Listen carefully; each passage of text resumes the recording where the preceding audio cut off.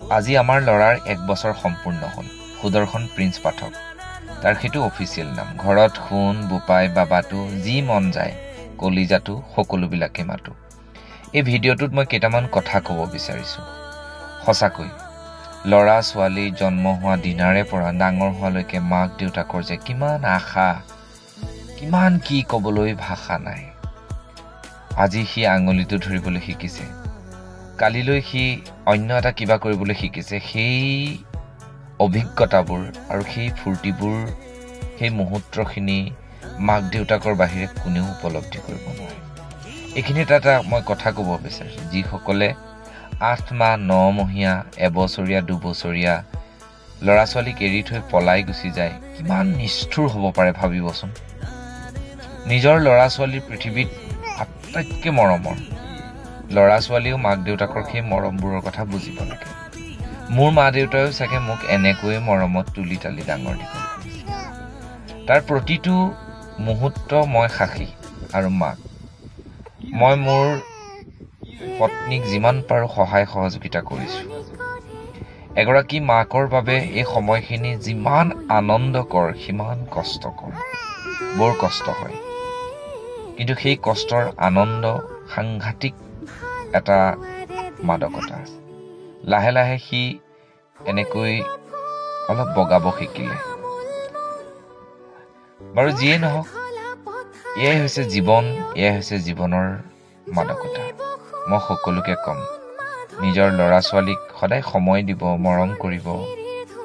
মই কেতিয়াবা ভাবোঁ, ইমান মৰম লগা কণমানি কেইটাক এৰি মাকবোৰ কেনেকৈ পলাই যায় বাৰু, বা দেউতাকে কেনেকৈ নিজৰ ল'ৰা ছোৱালীৰ পৰা আঁতৰি গুচি যায় বেলেগৰ মৰম প্ৰায়, কেনেকৈ বাৰু যিয়ে নহওক, মই তাক আৰু মাকে পুৰা সময় দিব চেষ্টা কৰিছোঁ।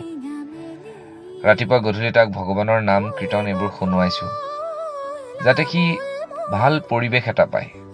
বৰ বেছি বাহিৰলৈ ওলাইও নিনো, এনেকৈ তাক এখোজ দুখোজকৈ দিয়াবলৈ চেষ্টা কৰিছোঁ। মোৰ ইচ্ছা, বহুত ডাঙৰ চাকৰি নকৰিলেও ল'ৰাটোৱে ভাল এজন মানুহ হওক, যাতে অসমৰ কৃষ্টি সংস্কৃতিবোৰ ভাল পাবলৈ শিকে সৰুৰে পৰা। তাক তাৰ বাবে ভিন্ন বস্তু কিনি দিছোঁ, অসমীয়া ভাষাটোক যাতে ভাল পায়। জয় আই অসম কৈ দিছে। আছে হেংদাং লোৱা, আছে হেংদাং লোৱা নাই, ললে হেংদাং ৰক্ষা নাই, হয় নাই? আমি কিন্তু জাতিৰ কাৰণে যুঁজিব লাগিব দেই। মই যি কৰিলোঁ তইও কৰিব লাগিব। কৰিব লাগিব। জাতিৰ কাৰণে যুদ্ধ কৰিব লাগিব। জাতিৰ অস্তিত্ব বিপদাপন্ন হলে তুমি আগবাঢ়ি যাব লাগিব। পাৰিবা নাই? পাৰিবা? জয় আই অসম কৈ দিয়া। জয় আই অসম। সুবিধা পালেই অসমীয়া ভাষাটো, অসমীয়া কৃষ্টি সংস্কৃতিৰ লগত জড়িত বস্তুবিলাক তাক শিকাব যত্ন কৰোঁ। সি লাহে লাহে চিঞৰিব খোজে, জয় আই অসম বুলিও ক'ব বিচাৰে। আৰু যিয়ে নহওক, ল'ৰা ছোৱালীক ডাঙৰ দীঘল কৰি মাক দেউতাকে চাওকচোন। ককা শুনিছেনে? শুনিছেনে ককা? হয়, মই কোন মানুহে ক'লো গুৱাহাটীৰ পৰা ককা। বৰ ভাল লগা সময়, কিন্তু কেতিয়াবা দুখো লাগে মাকৰ কষ্টবোৰ দেখি। মাকে বৰ কষ্ট কৰিব লগা হয়, কেতিয়াবা গোটেই ৰাতিটো শুবলৈ নাপায়। ময়ো মাজে মাজে উঠি চাওঁ যে তেওঁ শুৱাই নাই, ল'ৰাৰ লগত ব্যস্ত হৈ আছে। সঁচাকৈ দেই, এগৰাকী মাতৃৰ ভূমিকা মই এইখিনিতে এই এবছৰৰ অভিজ্ঞতাৰ পৰা কৈছোঁ। আৰু অলপ ডাঙৰ হৈছে যেতিয়াৰ পৰা সি এনেকৈ বগাব শিকিছে বা এনেকৈ ঘূৰিব শিকিছে, এজন মানুহ একেৰাহে লাগে, মই বা মাকো ব্যস্ত থাকে, ময়ো ব্যস্ত থাকোঁ, য'তেই ত'তেই গৈ থাকোঁ। আৰু তাৰ চবতকৈ মৰম লাগে শোৱাৰ ষ্টাইলটো। সি ভিন্ন ষ্টাইলত শুৱে, বৰ জমনি। কিন্তু মোৰ নিচিনা সি খুব ফূৰ্তিবাজ ল'ৰা। মোক সেই বস্তুটো তাক মোৰ খুব ভাল লাগে। সি সাংঘাতিক ফূৰ্তি কৰি থাকি ভাল পায়, আৰু মোৰ লগত তাৰ খুব কিবা এটা মিলে। মই কিবা কিবি কৈ থাকিলে সি শুনি থাকে। আৰু যিয়ে নহওক, এনেকৈ সি খোজ কাঢ়িব পাৰিছে, এয়াই আমাৰ আনন্দ নহয় জানো? ভগৱানে সকলো মানুহকে এই সুখবোৰ দিয়ক, আৰু যিসকলে ল'ৰা ছোৱালীৰ পৰা আঁতৰত আছে, ল'ৰা ছোৱালীৰ কথাবোৰ ভাবিব।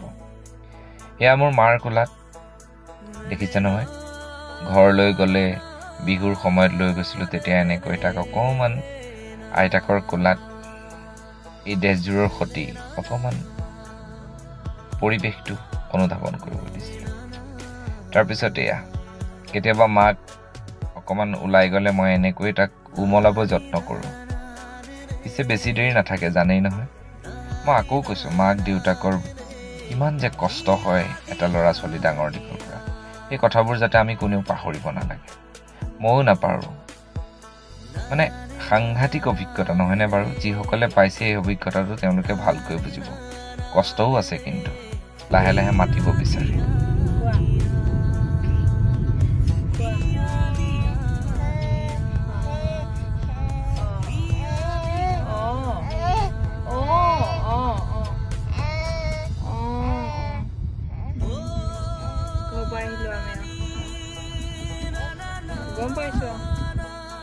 এনেকৈ মাতিব বিচাৰে, ফূৰ্তি কৰিব বিচাৰে, লাহে লাহে ডাঙৰ হৈছে। ফাকুৱাটো অকণমান তাক ফাকুৱা যিহেতু তাৰ প্ৰথম আছিল, তাক এনেকৈ অকণ ফাকুৱা লগাই দিছিলোঁ।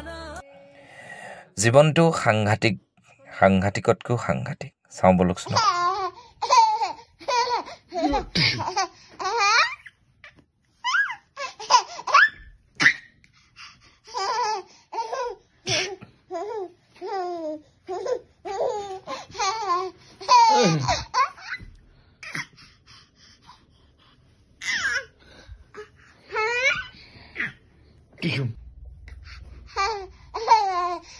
এনেকৈয়ে তাক মই ফূৰ্তি কৰাই থাকিব চেষ্টা কৰোঁ। সি মোৰ লগত ফূৰ্তি কৰি থাকে, খেলি থাকে, মাকৰ লগতো খেলে। মুঠতে সি বিন্দাছ থাকে, ভাল লাগে। আৰু বাহিৰত গ'লে সি বহুত বেছি উৎপাত নকৰে।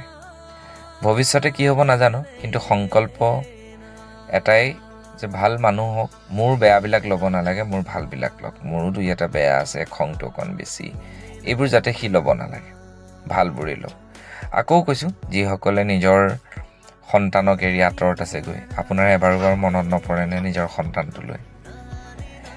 ৰাতিপুৱাৰ পৰা গধূলিলৈকে মাকজনী কিমানেই বিচাৰে, অকণমান সময় যদি সি খাবলৈ নাপায় গাখীৰ, কিমান যে সি চিঞৰ বাখৰ কৰে। তেনেস্থলত 2 বছৰীয়া 3 বছৰীয়া 8 মহীয়া 9 মহীয়া ল'ৰা ছোৱালীক যাতে এৰি থৈ নাযায়। এয়া মোৰ মায়েক আৰু মাক বৰমাকে দিছিলে মৰমত। সেইটো মই আপোনালোকক আগৰ ভিডিঅ'ত দেখুৱাইছোৱেই।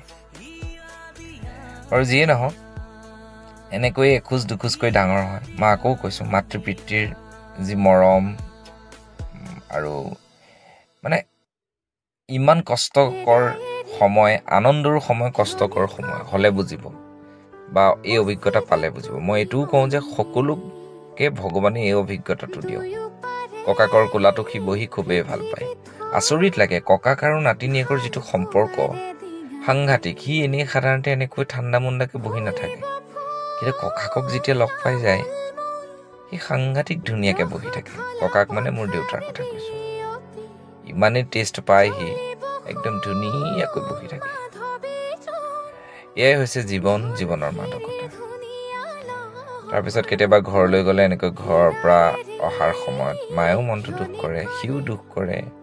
সিও কিবা এটা গম পায় যে আমি এতিয়া যামগৈ। আৰু এজন দেউতাক হিচাপে মই তাক যিখিনি কৰিব লাগে গোটেইখিনিয়ে কৰিছোঁ। প্ৰায় ভাত ময়ে খুৱাই দিওঁ তাক। সি মোৰ কোলাত খাই ভাল পায়। মাকেতো 24 ঘণ্টাই, যিহেতু ছুটীত আছিলে 1 বছৰ, 24 ঘণ্টাই সময় দিয়ে। মই ধৰক আপোনালোকে জানেই, আজি যদি যোৰহাট, কাইলৈ লখিমপুৰ, কাইলৈ ধুবুৰী, বৰপেটা, এনেকৈ ঘূৰিয়ে থকা হয়। কিন্তু সি জন্ম হোৱা দিনাৰে পৰা যিখিনি কৰিব লাগে পিতৃ হিচাপে কৰি গৈছোঁ। সন্তানে তাৰ মূল্য কি দিব সেয়া সময়ত। মাজে মাজে তাক লৈ বিহু শুনাব চেষ্টা কৰোঁ। আকৌ এইখিনিতে এটা ৰিকুৱেষ্ট কৰিম, যিসকলে নিজৰ সন্তানক মৰম দিয়া নাই, কাৰোবাৰ বাবেই হওক, বেলেগৰ বাবেই হওক, যদি আপুনি এই ভুলটো কৰিছে নহয়, কেতিয়াও নকৰিব। বহু আশীৰ্বাদ, বহু কৰ্মফল, বহুত ভগৱানৰ আশীৰ্বাদ থকাৰ বাবেহে আপোনাক এটা সন্তানৰ মুখ দেখুৱায়। গতিকে মই সকলোকে ক'ম যে আপোনালোকে কোনো কাৰণতে নিজৰ সন্তানৰ পৰা আঁতৰি নাথাকিব। যদিও আঁতৰি গৈছে, সন্তানটোৰ প্ৰতি দায়বদ্ধ হ'ব। গুৱাহাটীত থকাৰ বাবে মাটি চুবলৈ নাপায়, কাৰণ আপোনালোকে জানে চাৰিওফালে পকা পকা পকা। ঘৰলৈ যাওঁতে আমাৰ দেউতাৰ ভায়েক, মানে মোৰ খুৰা ঢুকাওঁতে আমি ঘৰলৈ গৈছিলোঁ আৰু তেতিয়া এনেকৈ মাটি চুবৰ বাবে তাক অকণমান সুবিধা কৰি দিছিলোঁ। সি বিৰাটেই ভাল পালে। আৰু ল'ৰা ছোৱালীৰ মাটিৰ লগত এটা সাংঘাতিক সম্পৰ্ক আছে। নিজৰ মাটিৰ কেঁচা মাটিৰ গোন্ধ সৰু ল'ৰা ছোৱালীক পাৰিলে দিব লাগে। আমি চেষ্টা কৰোঁ যে দিবৰ কাৰণে। আৰু যিয়ে নহওক সি এনেকৈ থাকি খুব ভাল পায়। ইয়াতে অকণমান এৰিয়াটো কম, ঘূৰিব মেলিব অসুবিধা পায়। ঘৰত গ'লে সি এনেকৈ মাটিৰ পৰশ পায়, মাজে মাজে মাটি খাবও চেষ্টা কৰে। ককাক নাই নাই কৈ দিয়ে সি আগলৈ আহিব, পাছত নাযায় কেতিয়াও। নাযায় চুলি দিবলৈ গৈছে এইফালে না না না না এইফালে বোলে বোলে বোলে বোলে কি কৈছা ককাক তুমি? এইটো এইটো আহা কিমান ল'ব মা এইফালে আহা এইটো দেউতাক হেৰি কৰিবা আহা। সকলো ভালে থাকক। হেপী বাৰ্থডে কলিজা।